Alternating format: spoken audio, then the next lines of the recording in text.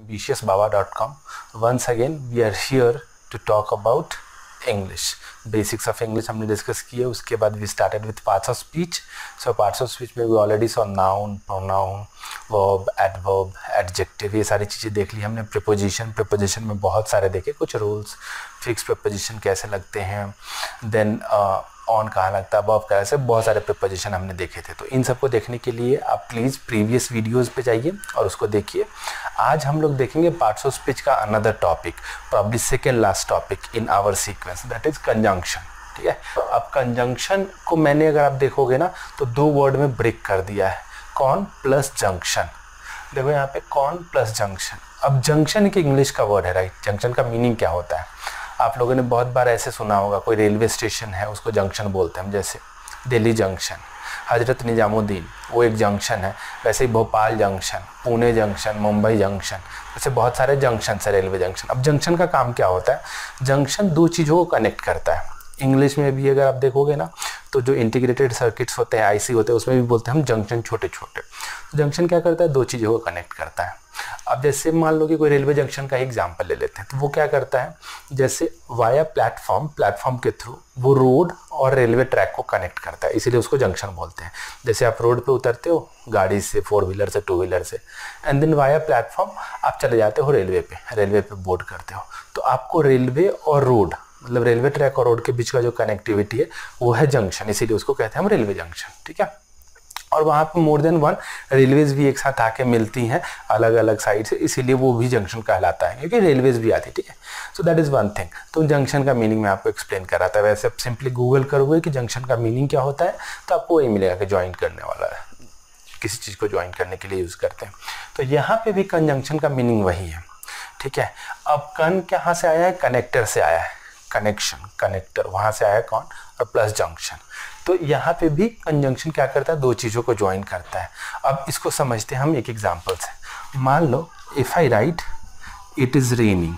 देखो जैसे कि मान लो मैंने एक एग्जांपल लिखा, इट इज़ रेनिंग मतलब बारिश हो रही है. ठीक है, और मैंने यहाँ पे एक फुल स्टॉप लगा दिया, तो ये एक सेंटेंस हो गया मेरा इंग्लिश का. इसका मतलब बारिश हो रही है. ठीक है, अब मैंने एक दूसरा स्टेटमेंट लिखा, ये एक इंडिपेंडेंट स्टेटमेंट है, इसका किसी दूसरे स्टेटमेंट से कुछ लेना देना नहीं है. अब मान लो मैं एक दूसरा स्टेटमेंट लिखता हूँ, I am carrying an umbrella.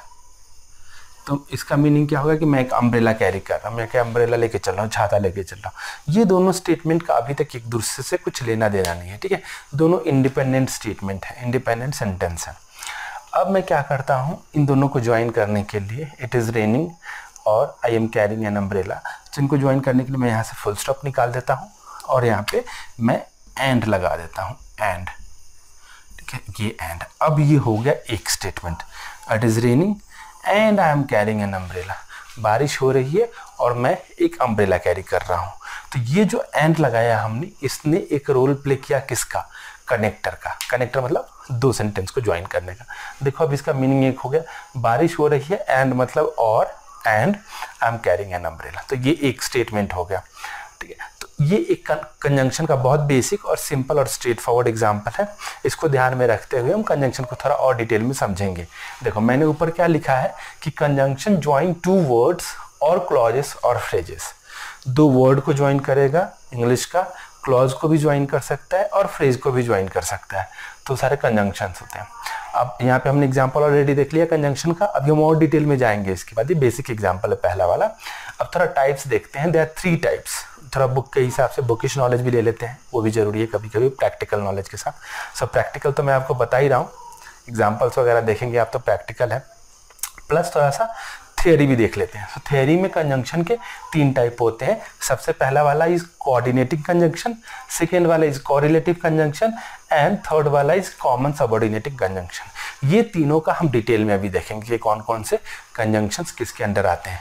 अभी बहुत ही हाई लेवल ओवरव्यू देने के लिए बता दूं, तो जैसे एंड हो गया, और हो गया, नीदर नॉर, या नाइदर नॉर भी कुछ लोग बोलते हैं उसको, ईदर और, not only but also, but, ये सारे चीज़, हाउएवर, ये सारी चीज़ें हमारे कंजंक्शंस होती है, व्हाइल, ये सारे कंजंक्शंस हैं, ठीक है।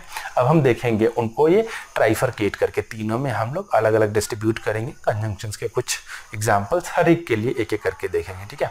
इसके बाद हमारा एक और टॉपिक रह जाएगा इंटरजेक्शन आफ्टर कंजंक्शंस। तो अभी फटाफट मैं इसको ओमिट कर देता हूँ, फिर मैं एक नया यहाँ पे हेडिंग डालता हूँ कोऑर्डिनेटिंग कंजंक्शन का, उससे रिलेटेड एग्जांपल्स। अभी कंजंक्शन का वो है कोऑर्डिनेटिंग कंजंक्शन। कोऑर्डिनेटिंग कंजंक्शन, इसका नाम से ही पता चलता है, कोऑर्डिनेटिंग मतलब कोऑर्डिनेट करता है दो चीज़ों के साथ। कोऑर्डिनेटर वर्ड से बना है कोऑर्डिनेटिंग, ठीक है। जैसे कोऑर्डिनेटर वर्ड का मीनिंग क्या होता है, कोई आप फंक्शन वगैरह ऑर्गेनाइज कर रहे हो तो वो पर्सन, वो बंदा जो सारी चीज़ों को कोऑर्डिनेट करता है, मैनेज करता है, उसको कोऑर्डिनेटर बोलते हैं। तो वैसे ही यहाँ पे भी coordinating conjunction. So coordinating conjunction क्या करता है, connects two equal items. When I say two equal items, so noun को नाउन के साथ कनेक्ट करेगा, प्रोनाउन को प्रोनाउन के साथ कनेक्ट करेगा, वर्ब को वर्ब के साथ, एडजेक्टिव को एडजेक्टिव के साथ, अपना एडवर्ब को एडवर्ब के साथ, एंड लाइकवाइज। तो इक्वल आइटम्स, ये ध्यान रखना आप लोग कि कनेक्ट टू इक्वल आइटम्स। जैसे हम लोग यहाँ पे एक एग्जांपल देखेंगे कि he plays cricket and badminton. So cricket किसी प्ले का नाम है और बैडमिंटन भी किसी प्ले का नाम है, किसी गेम का नाम है, किसी खेल का नाम है। तो ये दोनों खेल है, तो ये ए और बी।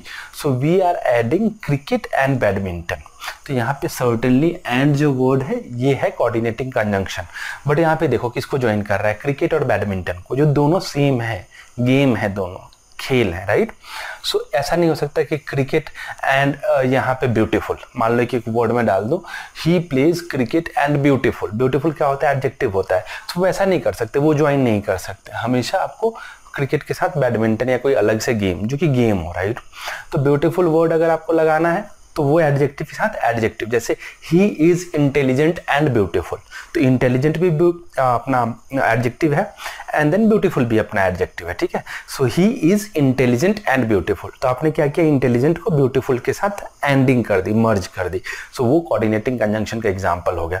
बट यहाँ पे हमने गेम को गेम के साथ मर्ज किया, तो this is also correct example, ठीक है। Now let's see another example. We work quickly and accurately. So मैंने आप लोग को जब एडवर्ब सिखाया था तो मैंने ये बताया था कि मोस्टली जो वर्ड ly से होते हैं, मोस्टली, नॉट 100%. सो मोस्टली जो वर्ड ly से एंड होते हैं they are all adverbs, like basically, firstly, secondly, thirdly, concisely, precisely, ये सारे वर्ड एडवर्ब होते हैं। नॉट 100%, मोस्टली मैंने बोला, ठीक है। सो ये ly से एंड हो रहा है, ये भी ly से एंड हो रहा है। सो दोनों के दोनों एडवर्ब्स हैं। तो हमने क्या किया है, एडवर्ब 1 को एडवर्ब 2 के साथ कनेक्ट किया है और कंजंक्शन हमारा क्या है, बट। तो ये हो गया हमारा कोऑर्डिनेटिंग कंजंक्शन, ठीक है। अब तीसरा आते हैं, देखते हैं, you should do your assignment और यू विल फेल। तो यहाँ पे अगर देखोगे तो ये क्लॉज है या स्टेटमेंट है। चलो थोड़ी देर के लिए क्लॉज वगैरह और स्टेटमेंट के डेफिनेशंस में नहीं जाएंगे, वो हम अलग से एक सेशन लेके देखेंगे कि क्लॉज क्या होते हैं, स्टेटमेंट क्या होते हैं, इडियम्स क्या होते हैं, फ्रेजेस क्या होते हैं। बट यहाँ पे समझ लो ये एक पार्ट है, you should do your assignment, ये एक पार्ट है, पार्ट ए मान लो इसको, और यहाँ पे ये एक पार्ट है, यू विल फेल, ठीक है, ये पार्ट बी मान लो। सो पार्ट ए और पार्ट बी, इन दोनों का अगर इंडिपेंडेंट मीनिंग देखे तो भी इंडिपेंडेंट मीनिंग है। ऐसा नहीं है कि दोनों एक दूसरे पे डिपेंडेंट है, लेकिन इसको हम लोगों ने और एक कीवर्ड लिया है जो कि हमारा कोऑर्डिनेटिंग कंजंक्शन है और उसके साथ ज्वाइन कर दिया है। So you got it right, part A और पार्ट बी जो कि इक्वल है। इक्वल है मतलब दोनों का एक दूसरे के साथ कोई रिलेशन नहीं है, लेकिन हमने कंजंक्शन के साथ अटैच किया है। अब ऐसा नहीं है कि ये एक सेंटेंस है आपका और ये एक नाउन या प्रोनाउन आप ले लोगे, यहाँ पे भी आपको सेंटेंस लेना पड़ेगा। जैसे हम एक दूसरा एग्जाम्पल देखते हैं, जैसे मैंने इंटेलिजेंट और ब्यूटीफुल कर लिया, तो वैसे ही एक और एग्जाम्पल देख लेते हैं। चलो प्रकाश का एग्जाम्पल ले लेते हैं। प्रकाश इज स्मार्ट एंड हैंडसम। चलो हैंडसम ले लेते हैं। अभी क्या होगा कि प्रकाश स्मार्ट तो है ही है और हैंडसम भी है, तो ये आपका एक एडजेक्टिव है। स्मार्ट क्या है, एडजेक्टिव है, और अपना हैंडसम भी एक एडजेक्टिव है। तो आपने क्या किया, दो equal items which is nothing but smart and handsome जो कि एडजेक्टिव है। देखो यहाँ पे कहता है ना दो इक्वल आइटम्स, सो दो इक्वल आइटम्स का एंडिंग कर दिया आपने, उसको जोड़ दिया एंड के through. So this is your coordinating conjunction, ठीक है। अब हम नेक्स्ट 2 टाइप के और कंजंक्शंस देखेंगे and then we should be good. But before ending यहाँ पे कुछ एग्जांपल मैंने लिखे हैं कोऑर्डिनेटिंग कंजंक्शंस के, आप लोग देख सकते हो।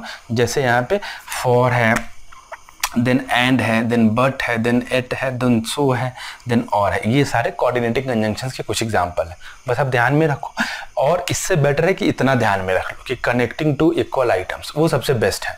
इक्वल आइटम्स को जो कनेक्ट करेगा वो कोऑर्डिनेटिंग कंजंक्शन, बस सिंपल।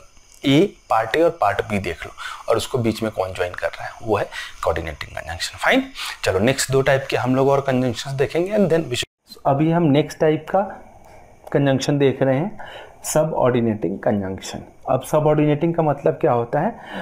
सब का मतलब होता है नीचे, एक लेवल नीचे, ठीक है। जैसे कि इंस्पेक्टर एक वर्ड है, निरीक्षक, इंस्पेक्टर, एंड देन उसके नीचे का एसआई बोलते हैं उसको, सब इंस्पेक्टर, मतलब इंस्पेक्टर के नीचे वाला जो पोजीशन होता है उसको सब इंस्पेक्टर बोलते हैं। वैसे ही सबमर्सिबल पंप एक होता है जो पानी के नीचे ही रहेगा वो पंप। तो एनीवे ये जो वर्ड सब लगा के हमने इंस्पेक्टर के साथ किया, सब लगा के हमने मर्सिबल के साथ अटैच किया और सीखा, ये सब हम वोकैब का जब सेशन होगा ना वोकैबुलरी का, जिसमें हम लोग इंग्लिश के वर्ड्स कैसे इंप्रूव कर सकते हैं, तब जाके हम लोग ये सारी चीज़ें डिस्कस करेंगे, ठीक है। उसमें हम लोग रूट वर्ड्स भी सीखेंगे, इटिमोलॉजी, निमोनिक्स कि कहाँ से ओरिजिनेशन हुआ है और किस वर्ड्स को किसके साथ एसोसिएट कर पाएंगे, तो वो सारे डिटेल्स एक अलग से हम लोग वीडियो बना के डालेंगे। तो उसमें आप लोग रूट वर्ड्स वगैरह के साथ आप सीख सकते हो इंग्लिश के वर्ड्स कैसे इंप्रूव कर सकते हैं, ठीक है। और there is a book also, बहुत फेमस बुक है जैसे कि रेनन मार्टिन की इंग्लिश ग्रामर के लिए बुक है, वैसे ही एक नॉर्मन लेविस की बुक है, वर्ड पावर मेड ईजी, ठीक है। तो उसको थोड़ा सा रेफ़र करके मैं यहाँ पे एक्सप्लेन करूँगा। तो एनीवे वो सब अलग भी से एक वीडियो होगा जिसमें हम लोग डिस्कस करेंगे and then we will learn that. But अभी के लिए सबऑर्डिनेटिंग कंजंक्शन का मतलब ये होता है कि जो ज्वाइन करता है 2 क्लॉजेस को। अब एक क्लॉज मेन होगा एंड देन दूसरा क्लॉज सबऑर्डिनेट होगा। अब मेन क्लॉज और सबऑर्डिनेट क्लॉज क्या होता है, ये जब हम क्लॉज, ईडियम, फ्रेजेस पढ़ेंगे, जैसे मैंने अभी थोड़ी देर पहले बोला, तो मैं आपको एक्सप्लेन करूंगा कि ये सारे क्लॉजेस क्या होते हैं, मेन क्लॉज क्या होता है, सबऑर्डिनेट क्लॉज क्या होता है, ठीक है। तो अभी के लिए बस इतना समझ लो कि एक सेंटेंस है मान लो और उसके 2 पार्ट हैं, एक मेन पार्ट है एंड देन एक हेल्पिंग पार्ट है। सो मेन पार्ट है और हेल्पिंग पार्ट उसके ऊपर डिपेंडेंट है, मेन पार्ट के ऊपर डिपेंडेंट है, तो that helping part will be your subordinating clause, ठीक है। और मेन पार्ट तो मेन क्लॉज रहेगा ही रहेगा, ठीक है। यहाँ पे हम एक एग्जाम्पल के थ्रू समझते हैं इस चीज़ को। ही प्लेज वीडियो गेम, अब सिर्फ यहाँ तक अगर देखोगे तो ये मेन पार्ट है, वो क्या करता है, वो वीडियो गेम खेलता है, ठीक है। He plays video game after, after आपका कंजंक्शन हो गया, आफ्टर मतलब उसके बाद, किसके बाद। सो ही फिनिशेस वर्क, जब वो काम ख़त्म कर लेता है तो वो वीडियो गेम खेलता है। अब यहाँ पे 2 एक्टिविटी है, एक काम ख़त्म कर लेना और एक वीडियो गेम खेलना। अब मैं आपसे पूछूं कि दोनों में से मेन एक्टिविटी कौन सी है, सोचो मेन एक्टिविटी कौन सी है, काम ख़त्म कर लेना या वीडियो गेम खेलना।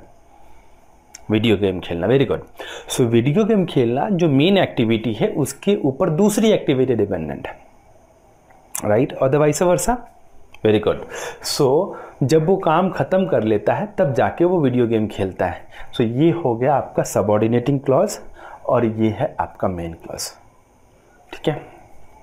अब हमको समझ में आ गया, इन दोनों को ज्वाइन हमने किया हुआ है किस चीज़ से, आफ्टर से। आफ्टर आपका एक कीवर्ड है जो कि यहाँ पे सबऑर्डिनेटिंग कंजंक्शन है। बहुत सारे सबऑर्डिनेटिंग कंजंक्शन का मैंने नीचे एग्जांपल दिया हुआ है, विल गो टू दैट, थोड़ा 1-2 और एग्जांपल देख लेते हैं। यहाँ पे देखो ऑल्दो, ऑल्दो का मीनिंग क्या होता है, हालांकि, हिंदी में हालांकि बोलते हैं ऑल्दो को, ऑल्दो और दो वन एंड द सेम। यहाँ पे देखो ऑल्दो और दो वर्ड है। एनीवे यहाँ पे आते हैं, although he is very old, वो काफ़ी एज के हैं, ही गोज जॉगिंग, वो काफ़ी एज के होते हुए भी ही गोज जॉगिंग। तो यहाँ पे भी आपके पास 2 पार्ट्स हैं, एक मेन क्लॉज एक सबऑर्डिनेटिंग क्लॉज, ठीक है। तो यहाँ पे भी आपके पास जो मेन क्लॉज है उसके ऊपर सबऑर्डिनेटिंग क्लॉज के ऊपर डिपेंडेंट है।